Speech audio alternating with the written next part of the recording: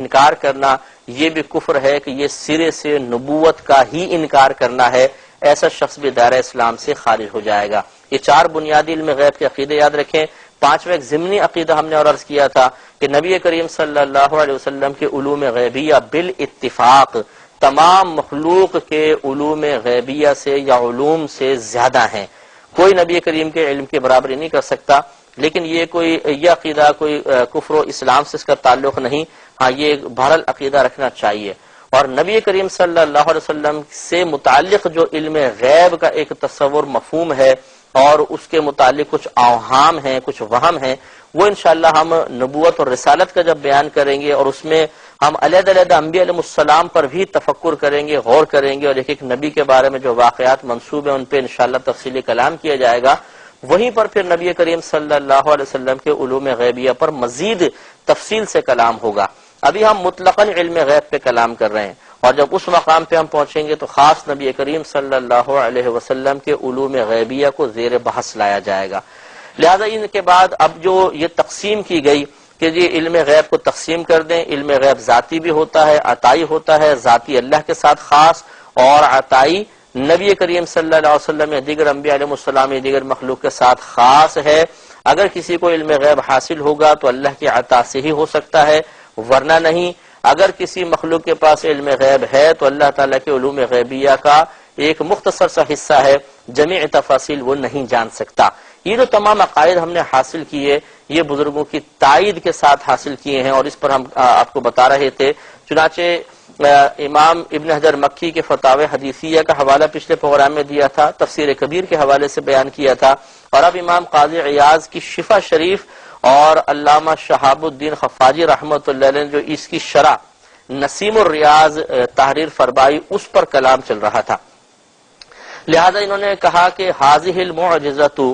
یہ معجزہ کون سا، فی اطلاعہ صلی اللہ علیہ وسلم علی الغیب، یعنی غیب پر نبی کریم صلی اللہ علیہ وسلم کے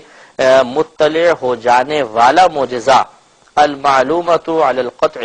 یہ یقینی طور پر معلوم شدہ ہے، بحیث اس حیثیت کے ساتھ کہ لا یمکن انکارها او التردد فیہا، کہ نہیں ممکن ہے اس کا انکار کرنا اور نہ اس میں کوئی شک و شبہ کرنا، لأحد من العقلاء، عقل مندوں میں سے کسی ایک کے لیے، یعنی اگر کوئی واقعی عقل رکھتا ہے تو وہ کبھی اس میں نہ تردد کرے گا، شک و شبہ کا شکار ہوگا، نہ اس کا انکار کرے گا۔ لکثرت رواتها، اس کی روات کے کثیر ہونے کے سبب، یعنی کثیر طرق سے یہ مروی ہے کہ نبی کریم صلی اللہ علیہ وسلم کو علوم غیبیہ حاصل تھے، واتفاق معانیها علی الاطلاع علی الغیب، اور نبی کریم صلی اللہ علیہ وسلم کے غیب پر مطلع ہونے پر، اس کے ان آیات کے معنی پر متفق ہونے کی وجہ سے، علماء اس پر متفق ہیں کہ جن آیات میں ثبوت ثابت ہو رہا ہے تو وہ واقعی ان آیات کا معنی یہی ہے کہ نبی کریم صلی اللہ علیہ وسلم کو علم غیب حاصل ہے۔ اب آگے کہتے ہیں کہ وَهَذَا لَا يُنَافِي الْآيَاتِ الدَّالَّةِ عَلَىٰ أَنَّهُ يَعْلَمُ الْغَيْبَ إِلَّا اللَّهُ۔ اب سوال یہ پیدا ہوتا ہے اور اس کا جواب دے رہے ہیں، سوال یہ پیدا ہوتا ہے کہ جن آیات میں نبی کریم صلی اللہ علیہ وسلم کے لیے علم غیب کا اثبات ہو رہا ہے تو وہ تو ان آیات کے مخالف ہو گئیں کہ جن میں اللہ تعالیٰ نے اپنے علاوہ کے لیے علم غیب کی نفی فرمائی ہے۔ کہتے ہیں کہ ھذا لا ینافی الآیات الدالۃ، اور یہ جو ہمارا دعویٰ ہے کہ نبی کریم صلی اللہ علیہ وسلم کو علم غیب ہے، یہ ان آیات کے مخالف نہیں ہیں جو اس بات پر دلالت کرنے والی ہیں کہ انہ لا یعلم الغیب الا اللہ، کہ بے شک غیب صرف اللہ ہی جانتا ہے۔ وقولہ، اور اسی طرح نبی کریم صلی اللہ علیہ وسلم کا یہ قول جو اللہ نے آیت کے طور پہ حکایت فرمایا کہ ولو کنت، اگر میں اعلم جان لیتا الغیب غیب کو، لاستکثرت من الخیر، تو میں ضرور خیر کو جمع کر لیتا۔ یہ کہتے ہیں ان دونوں میں آپس میں کوئی ٹکراؤ نہیں کہ ان آیات میں کہ سرکار فرماتے ہیں اگر میں غیب جانتا تو خوب خیر جمع کر لیتا، اور یہ آیات کہ اللہ تعالیٰ کے علاوہ کوئی علم غیب نہیں جانتا، صرف اللہ ہی جانتا ہے، تو کہتے ہیں اس میں اور نبی کریم کے لیے علم غیب کے اس بات میں کوئی ٹکراؤ نہیں۔ کیوں؟ اب اس کی وجہ بتاتے ہیں، کہتے ہیں فَإِنَّ الْمَنْفِيَ عِلْمُهُ مِنْ غَيْرِ وَاسِطَةٍ، کیونکہ جس علم کی نفی کی گئی ہے وہ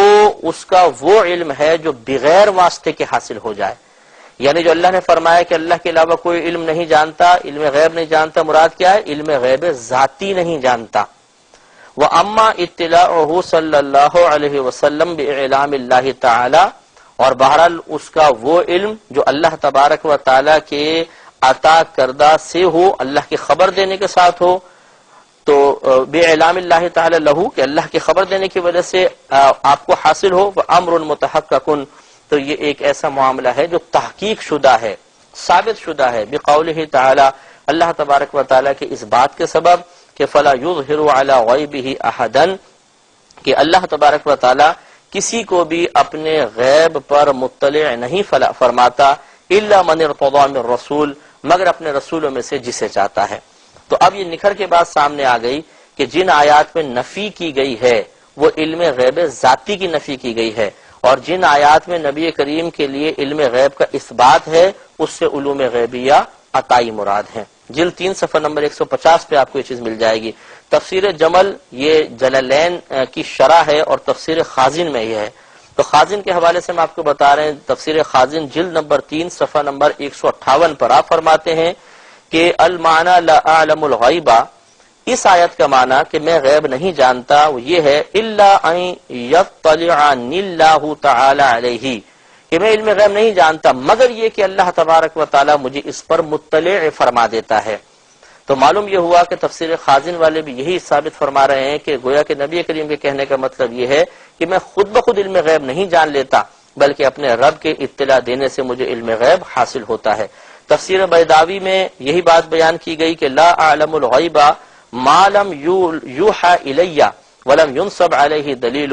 کہ گویا کہ نبی کریم فرما رہے ہیں کہ میں علم غیب نہیں جان سکتا ہوں جب تک میری طرف وحی نہ کی جائے اور اس پر کوئی دلیل قائم نہ کر دی جائے۔ تو اللہ تعالیٰ جب علم غیب پر ایک دلیل قائم کر دیتا ہے، چاہے وہ دکھانے کے ذریعے ہو، چاہے آیات کے نزول کے ذریعے ہو، وحی کے ذریعے ہو جاتی ہے، تو پھر نبی کریم فرماتے ہیں میں غیب جان لیتا ہوں، ورنہ جب تک وحی نہ کی جائے، اللہ کی طرف سے کوئی دلیل قائم نہ کی جائے، میں علم غیب نہیں جان سکتا۔ بات وہی ہے کہ علم غیب ذاتی کی نفی ہے، عطائی کی نفی نہیں ہے۔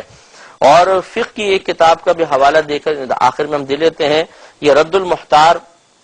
کتاب الجہاد باب المرتد جلد نمبر 3 صفحہ نمبر 297 پر، یہ رد المختار فتاوی شامی بھی کہلاتا ہے، یہ کہلاتی ہے کتاب، اور علامہ ابن عابدین شامی رحمۃ اللہ علیہ نے اس کو مرتب فرمایا ہے۔ یہ کہتے ہیں رد المختار میں، کہتے ہیں کہ امام صاحب ہدایہ کی مختارات النوازل میں یہ بات لکھی ہے کہ لو ادعا علم الغیب بنفسہ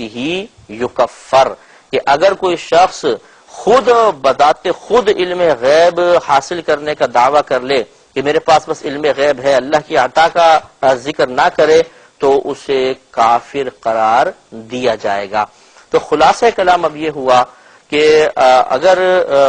اللہ تبارک و تعالیٰ کی طرف سے علوم غیبیہ کے عطا کرنے کا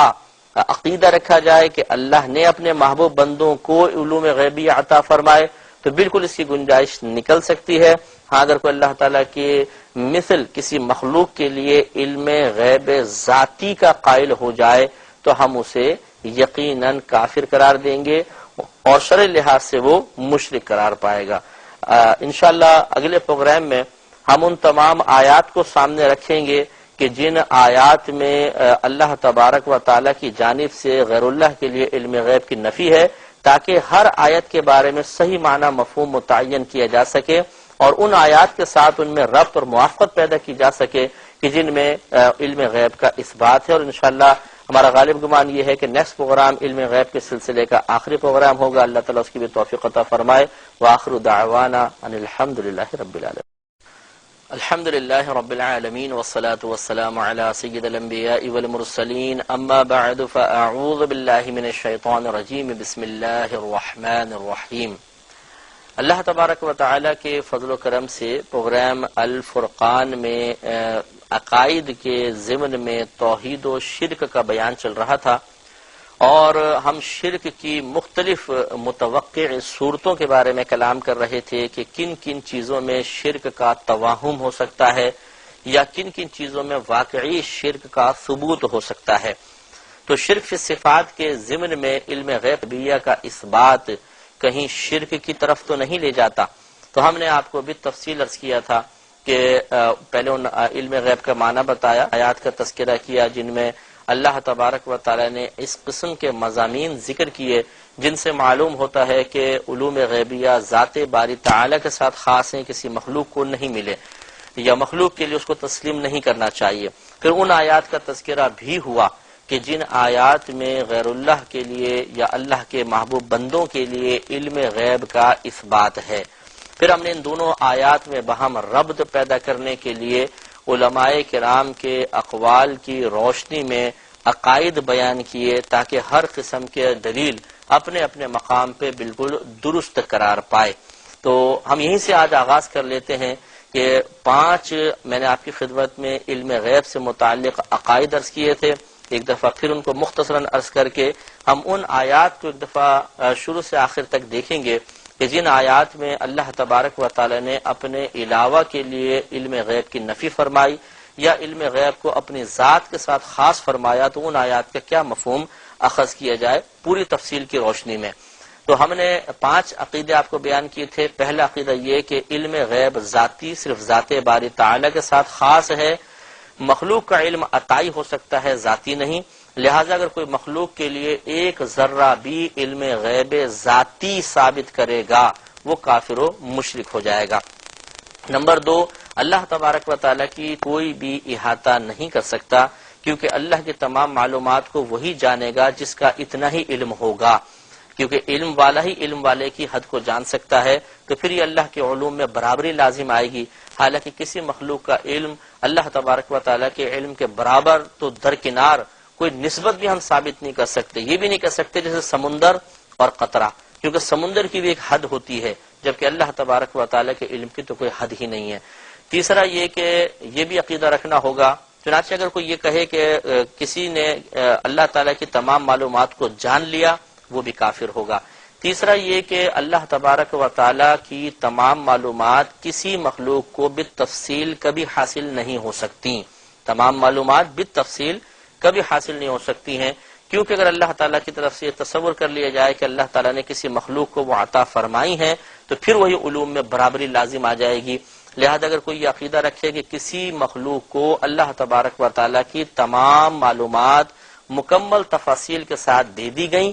وہ بھی دائرہ اسلام سے خارج ہوگا۔ چوتھا عقیدہ یہ بتایا تھا کہ چونکہ آیات صحیحہ سے ثابت ہے کہ اللہ تعالیٰ نے اپنے محبوب بندوں کو علوم غیبیہ عطا فرمائے، لہذا یہ ماننا پڑے گا کہ خصوصاً انبیاء علیہ السلام کو اللہ تبارک و تعالیٰ کی طرف سے علم غیب عطائی حاصل ہوتا ہے۔ لہذا اگر کوئی اس کا انکار کر دے کہ میں مخلوق کے لیے اور خصوصاً انبیاء علیہ السلام کے لیے علوم غیبیہ عطائی بھی تسلیم نہیں کرتا تو وہ ان آیات کا منکر قرار پائے گا کہ جن میں ان نفوس قدسیہ کے لیے علوم غیبیہ کا اثبات ہے۔ لہذا اس صورت میں بھی وہ دائرہ اسلام سے خارج ہو جائے گا، اور علماء اسلام نے لکھا کہ یہ انکار دراصل نبوت کا ہی انکار ہے، تو لہذا وہ آدمی دائرہ اسلام سے باہر ہو جائے گا۔ پانچواں عقیدہ جو ایک ضمنی عقیدہ تھا، کفر اسلام سے اس کا تعلق نہیں، مانے تو بہت اچھی بات ہے، نہیں مانے تو کوئی کافر نہیں ہو جائے گا، پہلے 4 میں تو کفر کا اطلاق ہوتا ہے۔ پانچواں عقیدہ یہ کہ نبی کریم صلی اللہ علیہ وسلم کے علوم غیبیہ تمام مخلوق کے علوم سے زیادہ ہیں، اور یہ بھی یاد رکھیں، یہاں ضمن ایک نئی بات عرض کر دیتا ہوں کہ شیطان بھی ایک مخلوق ہے اور شیطان کے علم کی بڑی وسعت ہے، تو بہت وہ کچھ جانتا ہے۔ دیکھیے وہ ایک پروفیسر کو وسوسہ ڈالنا چاہے گا تو وہی اسی انداز سے ڈالے گا جو پروفیسر کو سمجھ میں آئے گا، سائنسدان کو ڈالے گا تو اسی طریقے سے ڈالے گا کہ سائنسدان اگر مطلب اپنی تحقیق پہ غور و تفکر کر رہا ہے اور شیطانی وسوسہ آئے گا تو اسی طریقے کا آئے گا۔ تو اس لیے شیطان کی معلومات بہت زیادہ ہیں، لیکن یہ بالاتفاق سب اس پر متفق ہیں کہ ہمارے نبی کریم صلی اللہ علیہ وسلم کے علوم اور خصوصاً علوم غیبیہ تمام مخلوق کے علوم سے زیادہ ہیں، لہذا ہمارے نبی کی معلومات سب سے زیادہ ہوں گی۔ میں بہک سکوں یہ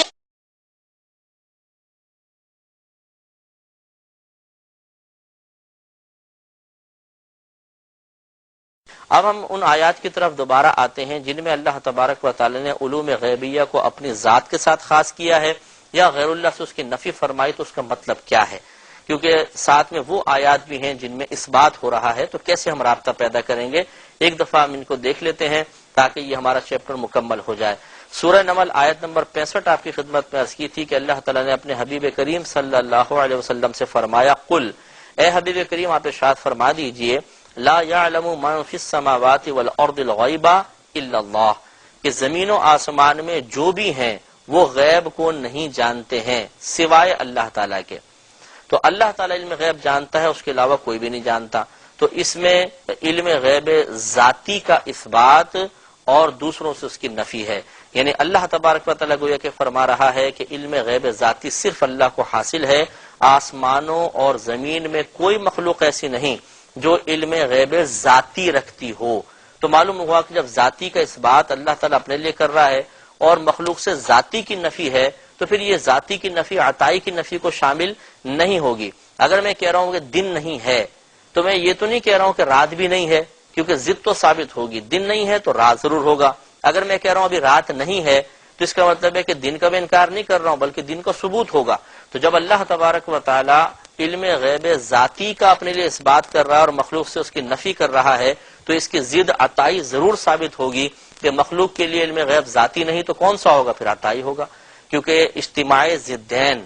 یعنی دو ضدوں کا جمع ہو جانا یہ بھی محال ہوتا ہے، اور ایک ساتھ دونوں ضدوں کا ختم ہو جانا یہ بھی محال ہے۔ رات اور دن ایک دوسرے کی ضد ہیں، یہ نہیں ہو سکتا کہ رات بھی ہو دن بھی ہو، اجتماع ضدین محال، اور یہ بھی نہیں ہو سکتا کہ آپ کہیں کہ اس وقت نہ رات ہے نہ دن ہے، یہ بھی نہیں ہو سکتا کہ ارتفاع ضدین محال، ضدین کا اٹھ جانا، دو متضاد چیزوں کا ختم ہو جانا نہیں ہوتا، ایک چیز کا اثبات ہوگا ایک کا انکار ضرور ہوگا۔ تو جب اللہ تعالیٰ نے اپنی ذات کے لیے علم غیب ذاتی کا اقرار فرمایا اور مخلوق سے علم غیب ذاتی کا انکار کیا تو ذاتی کا انکار ہو رہا ہے، عطائی کا نہیں، عطائی کا اثبات ضرور ہوگا۔ سورہ یونس آیت نمبر 20 آپ کو بتائی تھی، فقل پس آپ فرما دیجئے انما الغیب للہ، کہ محض غیب تو صرف اللہ ہی کے لیے ہے۔ تو اس کا مطلب بھی کیا ہے؟ علم غیب ذاتی، کہ علم غیب ذاتی صرف اللہ ہی کے لیے ہے، تو اس میں عطائی کی نفی نہیں مانیں گے۔ اس طرح سورہ انعام آیت نمبر 50 نبی کریم صلی اللہ علیہ وسلم کا یہ قول اللہ تعالیٰ نے نقل فرمایا کہ قل، اے حبیب کریم صلی اللہ علیہ وسلم آپ فرما دیجئے کہ لا اقول لکم، میں تمہارے لیے نہیں کہتا ہوں کہ عندی خزائن اللہ، میرے پاس اللہ تعالیٰ کے خزانے ہیں، ولا اعلم الغیب، اور میں غیب نہیں جانتا ہوں۔ آپ یہ فرمائیے کہ میں غیب نہیں جانتا ہوں اور میرے پاس اللہ کے خزانے نہیں ہیں۔ ہم ان پہ بعد میں بحث کریں گے کہ واقعی نبی کریم کے پاس اللہ تعالیٰ کے خزانوں کی کنجیاں ہیں یا نہیں ہیں، دی گئی تھی یا نہیں دی گئی تھی، لیکن یہاں مختصراً یہ عرض ضرور کر دیں گے کہ یہاں پہ نبی کریم بذات خود ان خزانوں کے مالک ہونے کی نفی فرما رہے ہیں، عطائے باری تعالیٰ کا انکار نہیں۔ اور اسی طرح جو فرمایا کہ لا عالم الغیبہ، میں غیب نہیں جانتا ہوں، اس کے دو مفہوم بنائیں گے، ایک یہ کہ میں علم غیب ذاتی نہیں جانتا ہوں، یا تو یہ مراد لیں، یا نمبر دو علم غیب تو مجھے معلوم ہے لیکن تمام تر تفاصیل کے ساتھ میں علم غیب نہیں جانتا ہوں۔ تو کل علم غیب کے حصول کی نفی ہے اور یا پھر علم غیب ذاتی کا انکار ہے، یہ دو چیزیں ذہن میں رکھیں۔ سورہ انعام آیت نمبر 59 میں اللہ تعالیٰ نے ارشاد فرمایا کہ وَعِندَهُ مَفَاتِحُ الْغَيْبِ لَا يَعْلَمُهَا إِلَّا هُوَ، اللہ ہی کے پاس غیب کی کنجیاں ہیں، نہیں جانتا ہے انہیں مگر وہی۔ اس میں وہی کہ علم غیب کی کنجیاں اللہ تعالیٰ کے پاس ہیں، یعنی ذاتی علم غیب اللہ تعالیٰ کے پاس ہے، یا جمیع تفاصیل کے ساتھ مکمل معلومات اللہ ہی کے پاس ہیں، مخلوق کے پاس یہ دونوں چیزیں نہیں ہو سکتی، اگر ہیں تو عطائی یا مختصر کچھ معلومات۔ اسی طرح سورہ اعراف قول اللہ تعالیٰ نے حکایت فرمایا کہ وَلَوْ كُنْتُ أَعْلَمُ الْغَيْبَ، اور اگر میں غیب کو جان لیتا، لَأَسْتَكْثَرْتُ مِنَ الْخَيْرِ، تو ضرور میں بہت سی بھلائیاں جمع کر لیتا، وَمَا مَسَّنِيَ السُّوءُ، اور مجھے کوئی برائی نہ چھو سکتی۔ یہاں پر بھی علم غیب ذاتی کا انکار فرما رہے ہیں کہ اگر میں اللہ کے بتائے بغیر سب کچھ پہلے ہی جان لیتا تو کوئی برائی مجھ تک پہنچ نہ پاتی۔ بہت سی برائیاں ایسی ہیں، پریشانیاں ہیں، کچھ کرائسس ہیں جو نبی کریم تک پہنچے اور اس کا علم پہلے نبی کریم کو نہیں عطا فرمایا گیا، بعد میں عطا کر دیا گیا۔ تو یعنی گویا کہ سرکار صلی اللہ علیہ وسلم فرما رہے ہیں کہ مجھے بتدریج علوم غیبیہ ضرور حاصل ہوتے ہیں، ایسا نہیں ہے کہ اللہ کے عطا کے بغیر میں پہلے ہی سب کچھ جلدی جلدی جان لوں اپنی محنت سے، اپنی کوشش سے، تو پھر مجھے کوئی بھی برائی نہ پہنچتی، میں بہت ساری بھلائیاں جمع کر لیتا، نقصانات سے بچ جاتا، جو بظاہر دنیاوی نقصانات نظر آ رہے ہیں۔ اس میں بھی علم غیب ذاتی کا انکار کیا گیا۔ سورہ ہود آیت نمبر 31 بیان کی تھی کہ وَلَا أَقُولُ لَكُمْ عِنْدِي خَزَائِنُ اللَّهِ وَلَا أَعْلَمُ الْغَيْبَ، معنی وہی ہے کہ میں ذاتی علم غیب نہیں جانتا ہوں۔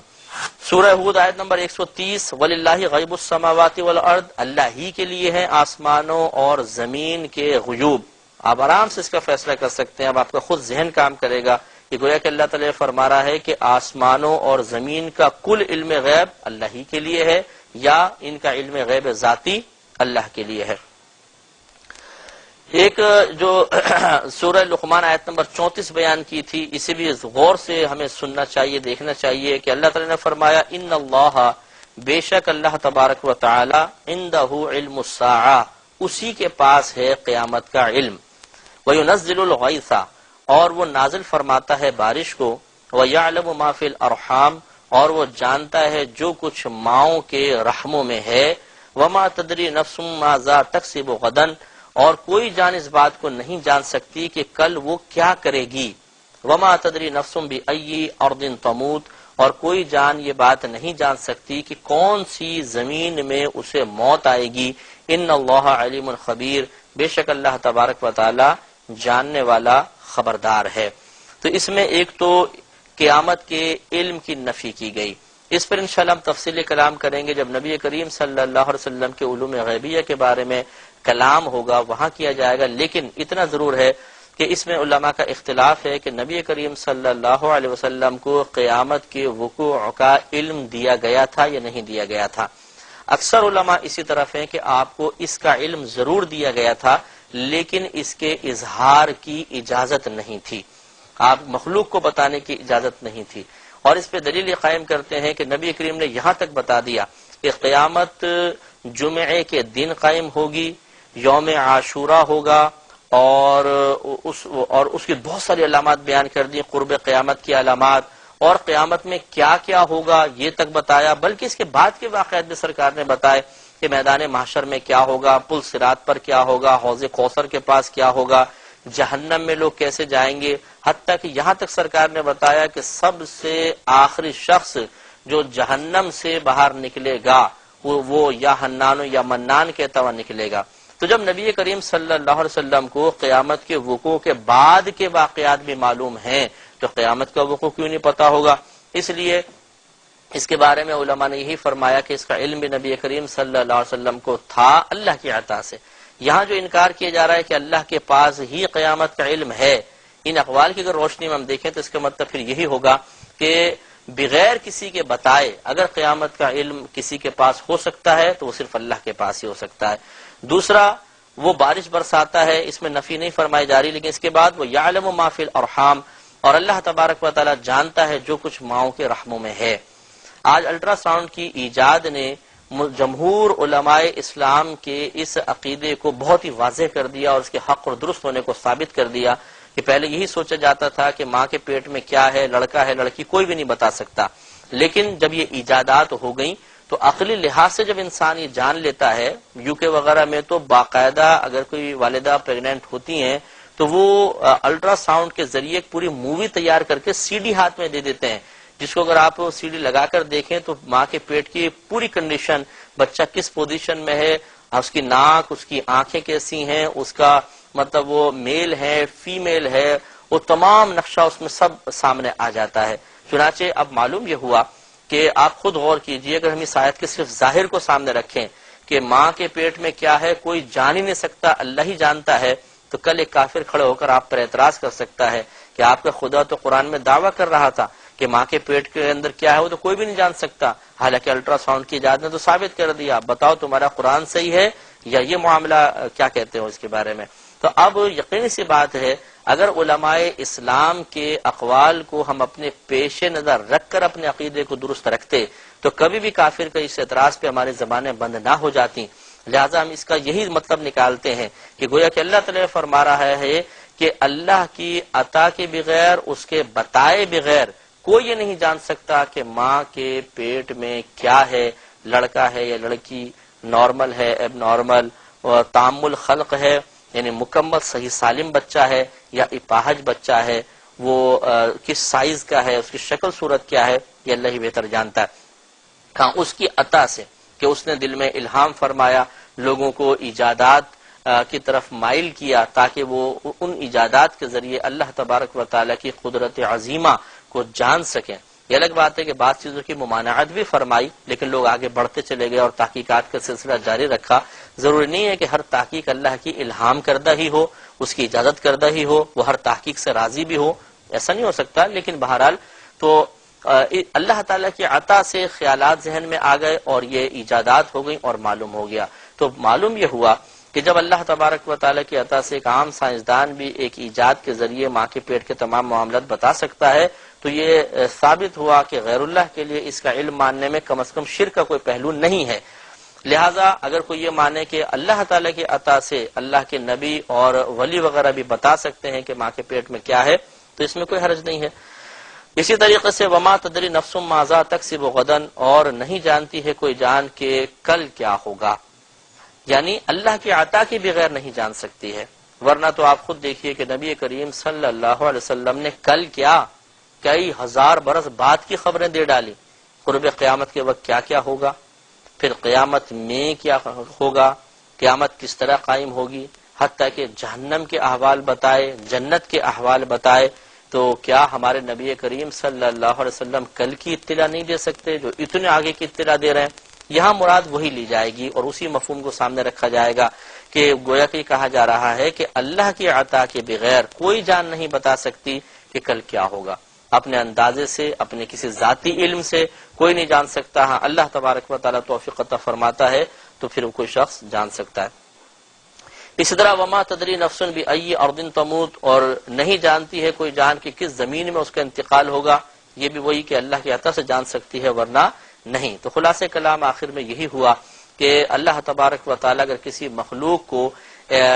عطا کر دے، علم عطا فرما دے، تو وہ علوم غیبیہ جان سکتا ہے، ورنہ علم غیب ذاتی صرف ذات باری تعالیٰ کا خاصہ ہے۔ اللہ تبارک و تعالیٰ سے دعا ہے کہ مسئلہ علم غیب کو اچھی طرح سمجھنے اور درست عقائد ذہن میں قائم رکھنے کی توفیق عطا فرمائے، آمین۔ وآخر دعوانا ان الحمد للہ رب